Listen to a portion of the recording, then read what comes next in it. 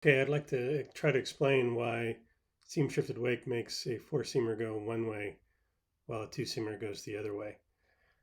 So I have here the ball that I've used in the past to demonstrate kind of a laminar express orientation. You can see this seam by my thumb here that looks like it's sitting in one place. I've been pretty hung up on orientation in the past.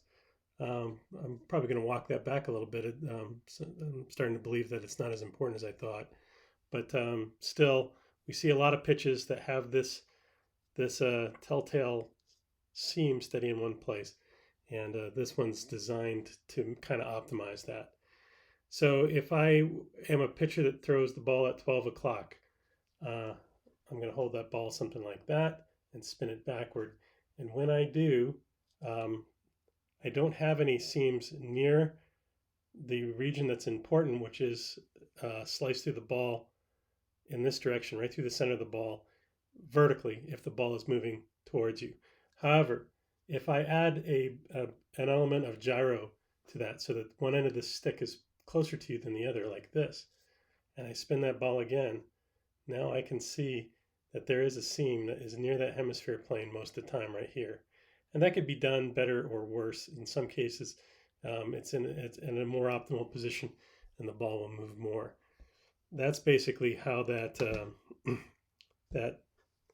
laminar express ball works. If I take just a straight two seam and I do the same thing, and again, I'm just imagining somebody that throws straight over the top so that this axis is horizontal. Now, if I add a bit of gyro to it, I have the same thing, maybe not quite. Oh, sorry. Yeah, sorry, it's over here.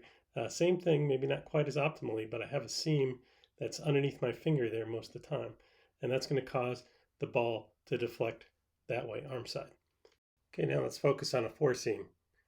So if I have a four seam thrown straight over the top and it's back spinning like this, these seams that are kind of in the middle of the ball here are going to, at one point, cause the wake to flap up or down, but the net result of that is going to be zero. It's just going to cause the wake to oscillate more. The ones on the ends here can't do anything because whatever this is going to do, that's going to undo. A quarter turn later. So it's just because everything's symmetric, there is no force in the ball. Now, if I add gyro to it, and when I say gyro, I'm always talking about the type you typically get from a player of that handedness. So for a right-hander, it would mean that this arm side of the ball is closer to home plate than the other side. Now these seams are going to cause early separation on this side. The seams on the other side are now in the wake of the ball and they don't do anything. And so that's going to cause the ball to move glove side. That's why four seamers move the opposite direction of two seamers from seam shifted wake effects.